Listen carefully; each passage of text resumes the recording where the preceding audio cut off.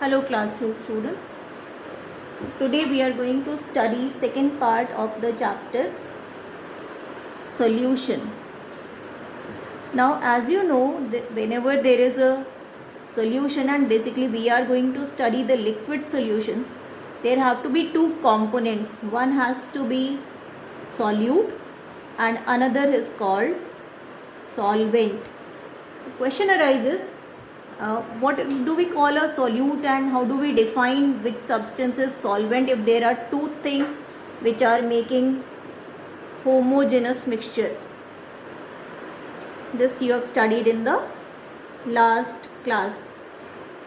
So whenever we have a homogeneous mixture, that is only called a solution. So homogeneous mixture means at least two components need to be added. So one of them is called solute and another is called a solvent. But how do we define what is a solute and what is a solvent? So here by now what you have studied is whenever we mix a solid into a liquid, solid is called a solute and liquid is called a solvent. But in the last class you have studied there are various types of solvents present. It may be solid, it may be liquid, or it may also be a gas. So what defines when any of these components can be mixed? What is the criteria for determining which is solvent and which is a solute? So here there is a very simple thing to be followed that says whatever is present in larger amount, that is called a solvent, and whatever is present in smaller amount, that is called a solute. Now suppose you are mixing two things, one is benzene and one is toluene. Suppose you have taken benzene 78 grams and toluene 5 grams. So which one is larger? Benzene is more in amount, so that will be called a solvent, and toluene is smaller in amount, so that will be called a solute. So here we have a simple definitions. Whatever is smaller in amount, that is called a solute, and more in amount is called a solvent. Now in this chapter basically what we are going to study, that is liquid solution. Now what is a liquid solution? Whenever a solvent is liquid, that is called liquid solution. And in general we are going to study solute, which may be solid or liquid or a gas. But for sure our solvent is going to be a liquid. So in this chapter we are going to study whenever there is a liquid solution, how can we determine how two solutions are varying. Now for this let us understand, if you have taken two containers, in one of the containers you have taken 10 ml water, in another one also you have taken 10 ml of water, but in one of them you have added 2 grams of solute and in other one you have added 5 grams of solute. So how do you know which one is having greater amount of solute? Is there any one term or always we have to tell that in 10 ml water we have added 5 grams? Now if the same ratio is to be maintained, and what other child does, he takes 100 ml water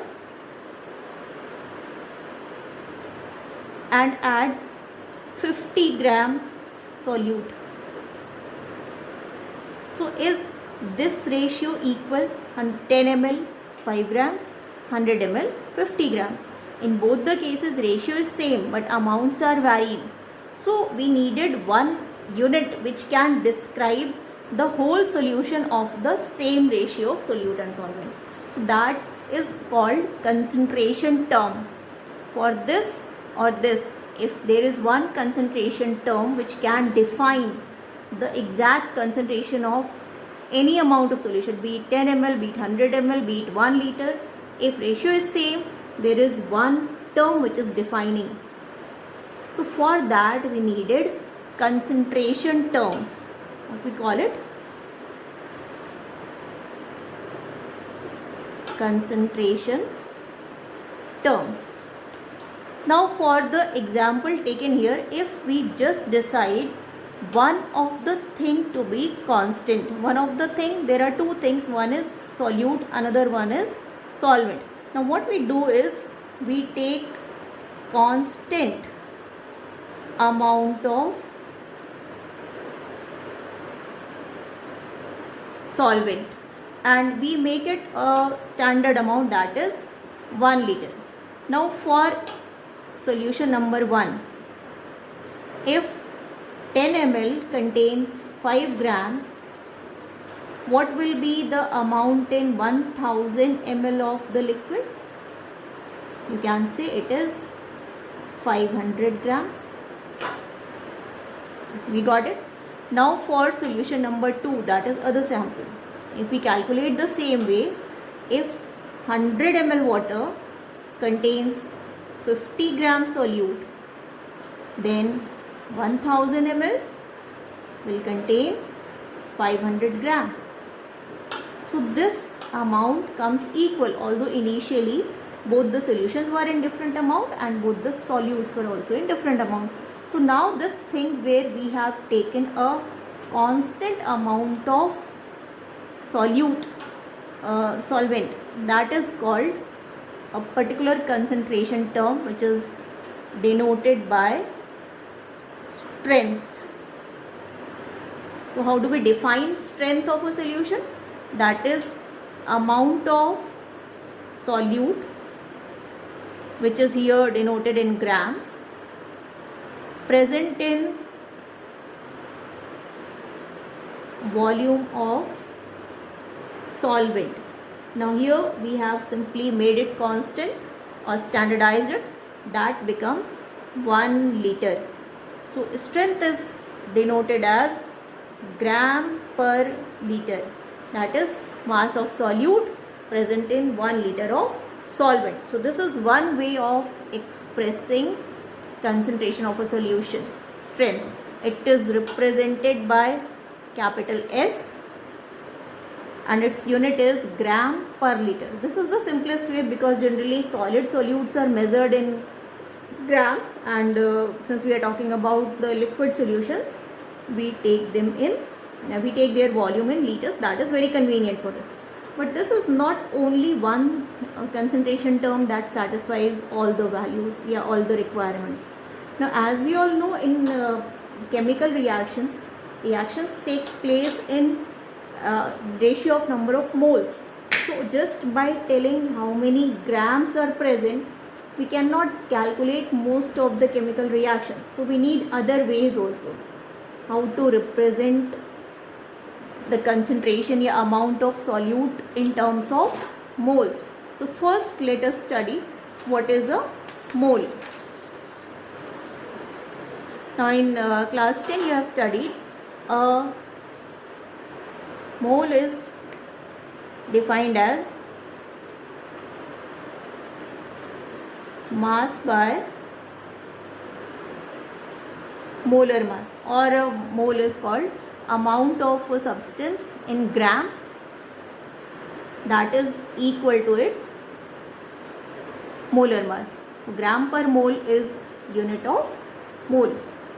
Now if we need to find how many moles are dissolved in, again, a constant volume of solvent again, and what we do, since we are taking liquid solutions, so volume we make it as 1 liter. Now if we are taking how many moles of solute are dissolved in given solvent,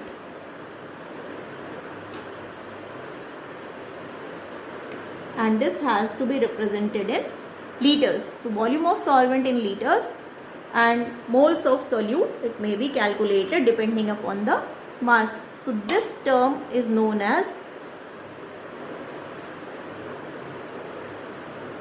molarity, and it is represented by capital M. So if we just want to use symbols, so what we do is M is equal to N by V, where N is representing number of moles of solute and V is volume of solvent in liter. Now there was another problem.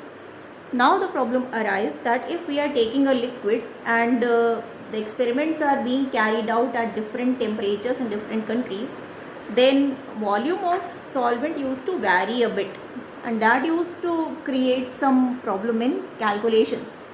So the property of a solvent which does not change with the temperature was mass.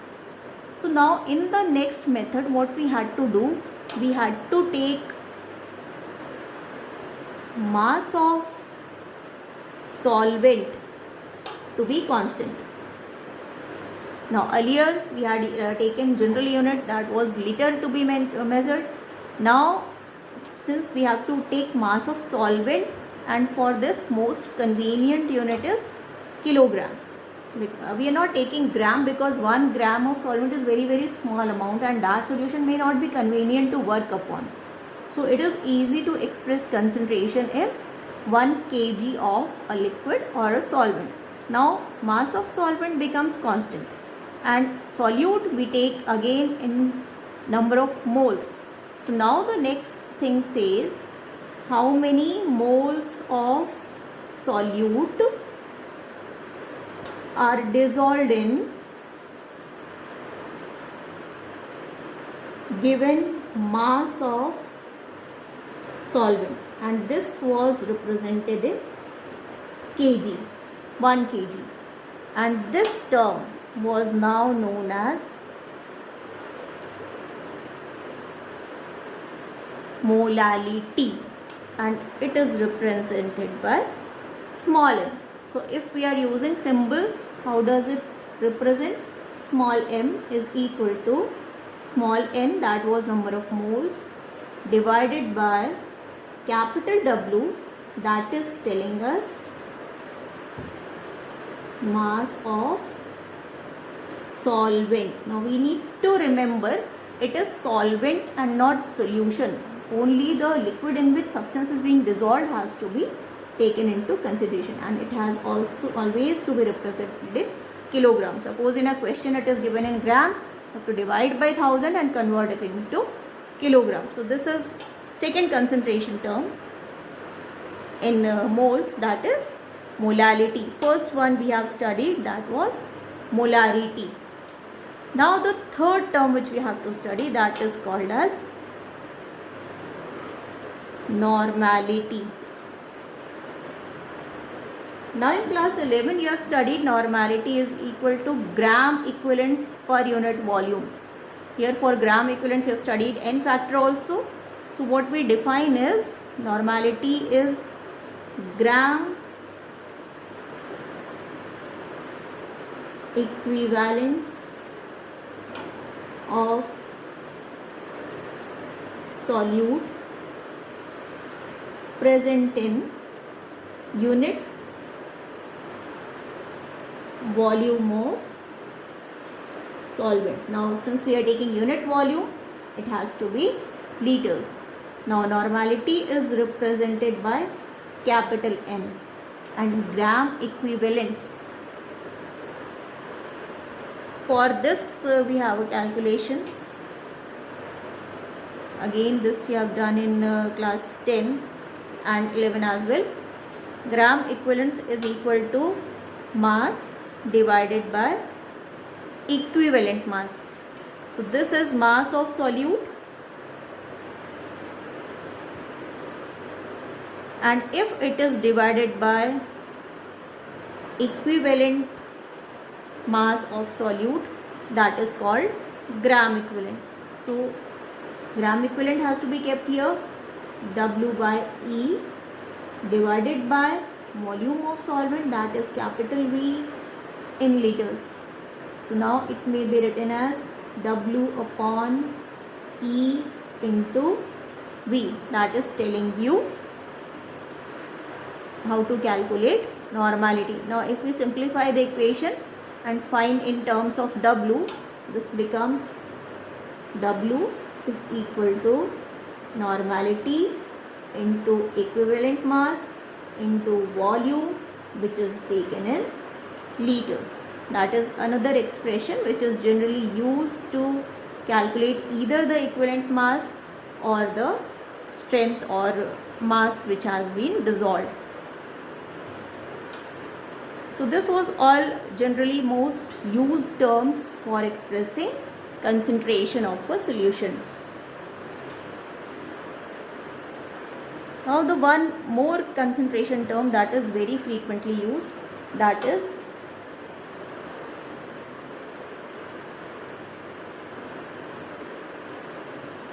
mole fraction.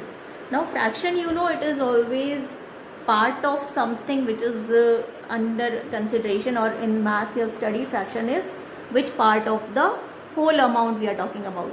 So since we are talking about the fraction, so if we represent this circle by the whole solution, some part of it will be of solute and remaining part will be of solvent. So this is solute, this is solvent. Total mass is solute by solvent. If you want mole fraction, it is mass of or moles of solute divided by total number of moles. This will tell you the fraction. So if mole fraction has to be determined, you need to be sure which mole fraction you want. You want mole fraction of solute or you want mole fraction of solvent. So if we want mole fraction of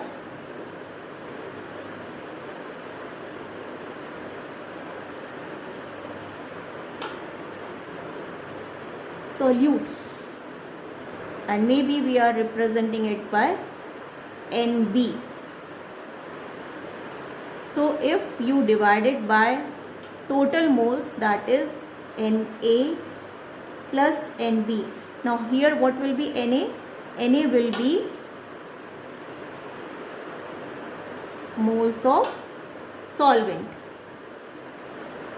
and this is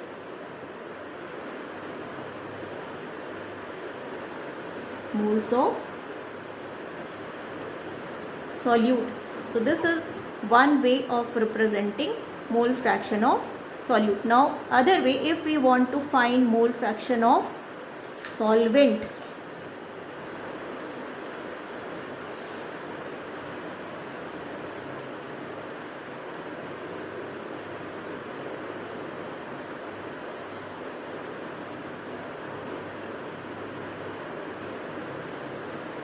now here what we have to do, moles of solvent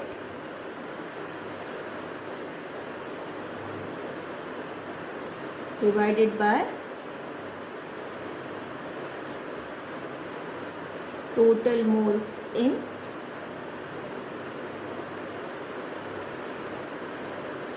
solution. Now previously what we have done, moles of solvent were represented by Na. So this becomes Na divided by total moles is moles of solvent plus moles of solute. So this will be called mole fraction of solvent. So whatever you want to calculate, accordingly you will use the terms. Now there is one more fact to be remembered, that is whenever mole fraction of solute and solvent is added,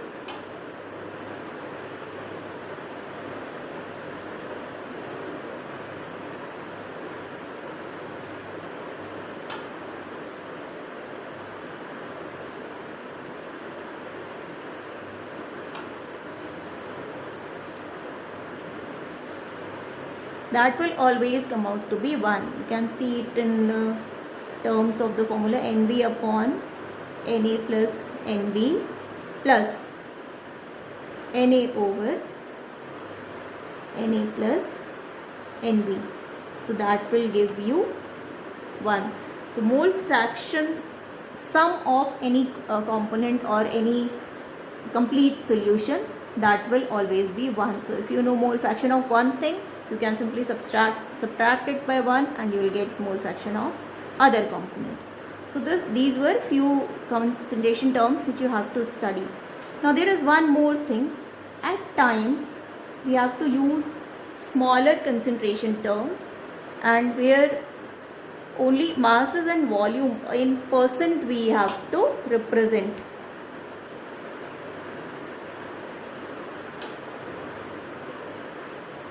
Percent composition. Now the moment cent comes, it means we are going to take something equal to 100. Now what is this 100 going to be? By now we have studied we are using solvent either in mass or in volume. So this 100 may be mass, this may be volume, but the term is not going to be liter anymore. It is going to be 100 ml, or it is going to be 100 gram. So that is sure for solvent. Now what about the solute? For solute also we can take two terms. We can take volume in milliliters, or we can take mass in grams. But this is now variable. This is constant and this is variable. Now based on this we can get three combinations. If we are using small w and small v for solute, and capital W and capital V for solvent. So now if we take both solute and solvent in masses, so that becomes small w divided by capital W. Mass of solute, mass of solution. So that is going to be mass percent.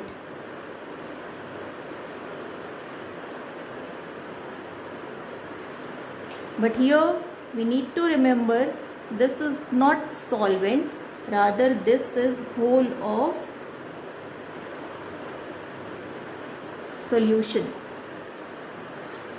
So if we are saying there is 5% by mass common salt, that means there is 5 gram salt and it is present in 100 gram solution.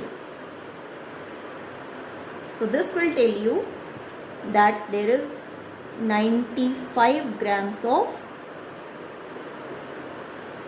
water present. So that is way of representing mass percentage. Now second way, what we do, we take mass of solute and we take volume of solution again. Now here we simply assume that if we are adding some small amount of solute into a liquid, its volume is not going to change. Now since volume is not going to change, so whatever solvent we have taken, we are going to have same amount of solution. So this is mass of solute, which is represented in grams, and this is volume of solution, but again we have a restriction, it has to be 100 ml. So the moment we get an expression, a solution being told 20% W by V, so what does it tell us? It has to be capital V since we are talking about the solution. So this is telling us 20 gram solute has been dissolved in 100 milliliters of solution. So make sure it is 100 milliliters the moment it is called W by V. So this is called mass by volume percentage, W by V percent. Third case, whenever we have we have both solute and solvent in liquid form. In that case, small v will tell you volume of solute when both are liquid by liquid, and capital V is going to be volume of solution. Here we need to mention, when we add a solid into liquid volume does not change. But whenever we add two liquids together, total volumes generally add up. Now here, if we are getting a solution, suppose maybe methanol into ethanol. So if it is telling 10% V by V,